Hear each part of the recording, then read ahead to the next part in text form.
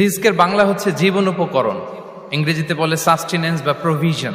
অর্থাৎ জীবন পরিচালনায় একটা মানুষের যা যা লাগে তার সবই রিস্ক। আমাদের অনেকের ধারণা যেটা আমরা খাই এটা রিজিক, অথবা যে অর্থ আমরা উপার্জন করি এটা রিজিক। আসলে রিজিকের ব্যাপারে আমাদের ধারণাটা পূর্ণাঙ্গ নয়, এর বাইরেও অনেক কিছু আছে। শুধু আমরা যেটা খাই, যেটা উপার্জন করি, শুধু এতটুকুই রিস্ক নয়, এটা অনেক ওয়াইডার সেন্সে আমাদেরকে চিন্তা করতে। আমরা আমাদের পুরো জীবন জুড়ে যা পাই, যা খাই, যা অর্জন করি, যেটা লাভে ধন্য হই, সবটাই রিস্ক। আমরা অনেকে যে বুঝি যেটা আমরা খাই, যেটা উপার্জন করি এটা রিস্ক, এটা যে একেবারেই রিস্ক নয় সেটা নয়, তবে এটা আংশিক সত্য, এটাও রিস্ক।